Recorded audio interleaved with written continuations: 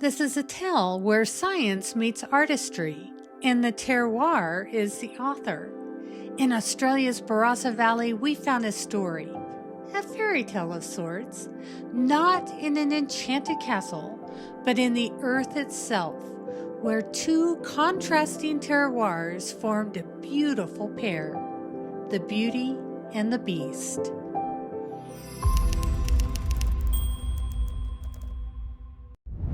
The exciting things about the Beauty and the Beast is they really tell a strong story about what Hentley Farm is, what it represents.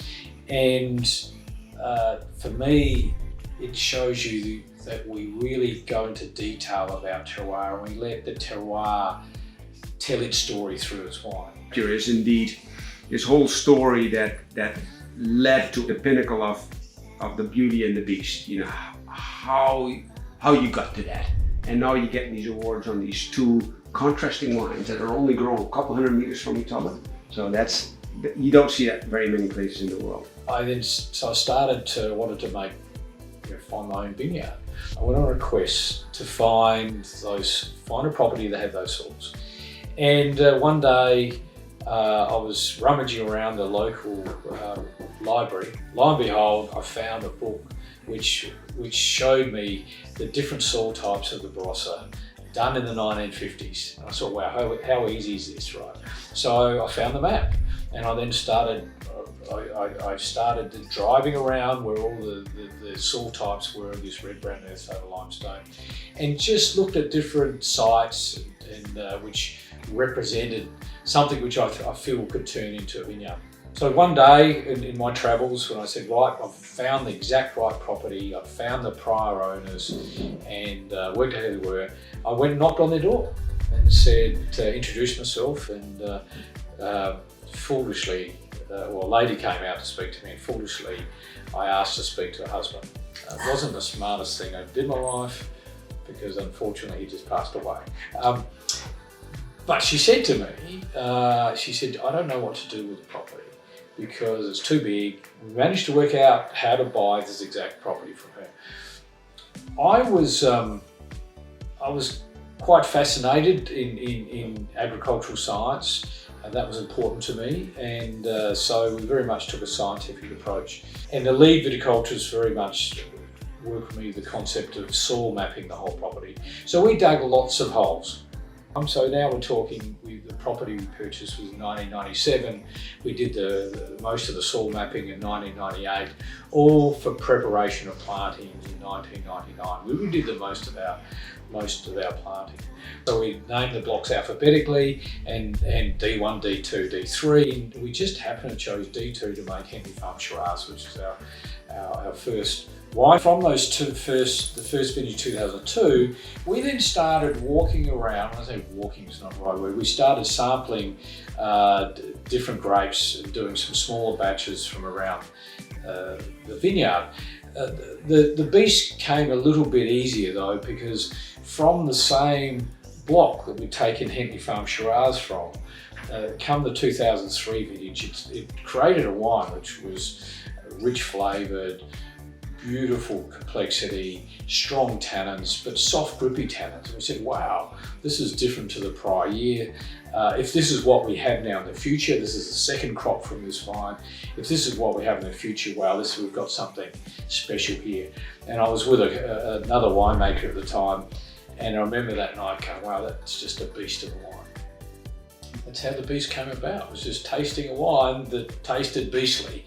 And so in 2003 was our first vintage of the Beast. Interesting enough, when we got a little bit excited, we sent that wine to Robert Parker. He was just showing some interest in our area. And we opened the book after that, the first year we showed. He said, I'm giving you 95 plus points. The year after that was when we were selling our wine to grapes to another winery. And they wanted a meeting to discuss pricing, and I knew it wasn't going to be good. And they decided to reduce the price they're paying the grapes for from $2,000 a tonne to $600 a tonne. And that was a bit of a bitter pill to swallow. And it was that point I said, you can tear the contract out, never, don't really want to speak to you again, we'll just take the grapes in for ourselves. And so it was somewhat a surprise when we took those grapes in that we discovered this really soft, elegant, complex wine. It was really a cool kind of wine. This had come from our B block, which is down by the creek, and we discovered this cold air pocket settles down in this area and just means that the vines ripen more slowly. They're more of a cool climate expression within the one vineyard. And so this is how we started creating this wine called the Beauty, because we already had the beast. We said, let's create a wine then that showed the vast variation in terroir between two different sites. The Beauty Shiraz and the Beast Shiraz are exactly the same clone. They're almost treated the same, but we do accentuate the Beauty with a little bit of Viognier wet skins at about 3%, just enough that you can't detect it's actually Viognier, but it adds some really aromatic uplift and some nice soft palate. So that's probably as good an example we have of variation terroir only about 600 feet apart, these vines. Now the best way to explain the difference between the terroir, the Beauty and the Beast, I like to start with the Beast. And the Beast is halfway up a reasonable size hill. This hill ends up being about 1,000 feet above sea level. And the Beast has only about a foot of topsoil, red-brown earth, friable red-brown earth over limestone. And so limestone is the vine roots can penetrate it, but the behaviour of those roots is that they're a bit restrained. And so what happens is the Beast then struggles for moisture. The limestone in some of these, it acts like blotting paper. You can pour water on it and absorbs very quickly and it goes away. But you try and get the water out again, it's quite difficult. So the vines can get it, but it's just really slow release. So the Beast vines are always under a reasonable amount of stress. Not too much that they fall over, but just enough. And I think some of the best wines in the world are when the vines are under some level of stress. And so by being under stress, the Beast then produces small berries. Of course, the circumference area to the pulp, the ratio of that is very high, and all the flavours in the skins. So you get this really concentrated, massive flavours coming out of the Beast, purely from that restraint, from restraint of access to soil moisture. Vines are smaller, the canopy smaller, you get more sunlight, a bit more ripeness, so you end up getting riper berries, higher flavour concentration. The Beauty block has some limestone, bluestone, shale involved, so slightly different. And I think that provides a little bit of slight nuanced difference in wine style. We've adapted the vineyard because of the extra vigour by being in deeper soils. We put a second cordon, so you've got a lower cordon and an upper cordon, and that's to try and just reduce some of the vigour. Fundamentally, it's two vineyards in one, and works extremely well. But this is the same clone, the Beauty clone is the same clone as the Beast, but even though we've devigored it, it still has more vigour, still ends up being more vigorous than the Beast block, so the berries are bigger. So the concentration and flavour is still significant, but it's less. The cold air that comes up on our western hill, it settles down into this part of our property, and it's up to, I think, 10 degrees Fahrenheit or something like that, colder on some mornings and evenings than further uphill. Yeah, so the growing conditions are substantially different. So that takes this block longer to ripen. The tannins are less, the tannins are softer, the aromatics are higher. We do play a bit of a trick where we accentuate those aromatics with Viognier. And we do, instead of using open fermenters like we do with the Beast, we use open fermenters. The Beauty we don't, we try and use closed fermenters. We use French oak with both the wines, so that comparison is pretty similar, a bit less though in the Beauty and slightly more on the Beast. But it's really more so about, really the growing conditions and the soil depth and the soil type, which really has the biggest influence on those two wonderful wine styles. Hi, I'm Tammy. And I'm Jan. And we're Spoken Wines.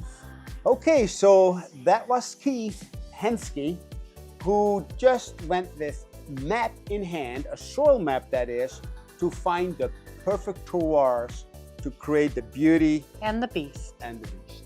And I love his story because it's science.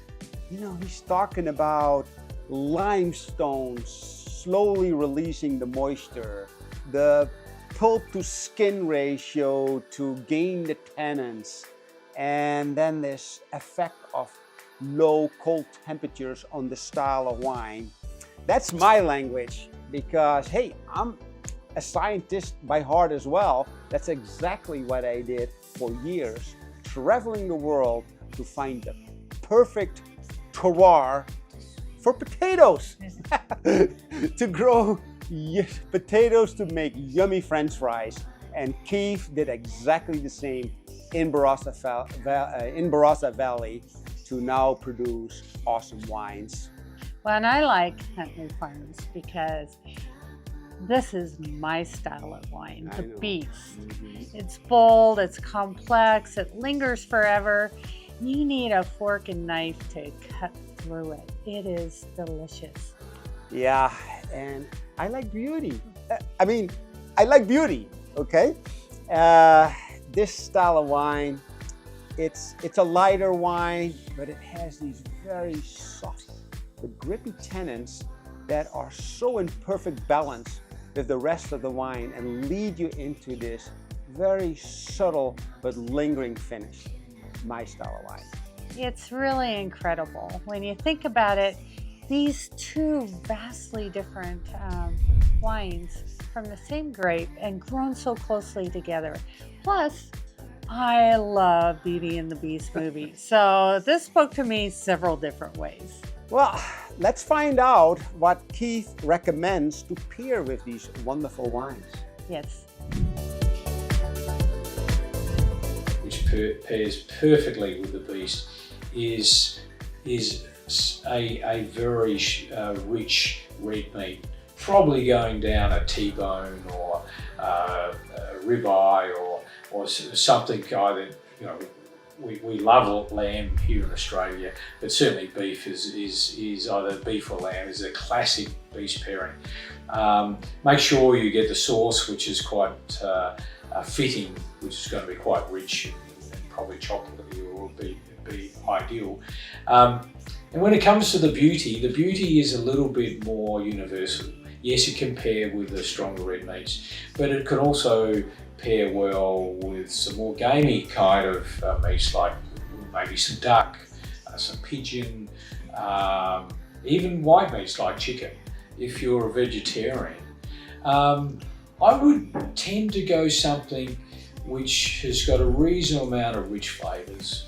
And so some of that might be, the trick might be to play in what kind of dew or sauce you then add to the dish, just to bring in some meld the two together. So it can match with any vegetable. More so, I'm trying to think, eggplant, for example, would be something that I would go to off the top of my head. But once again, bring in a sauce that can just bring the two together, and you'll be fine. So now you've witnessed firsthand the incredible diverse terroir of the Barossa Valley that gave rise to the Beauty and the Beast.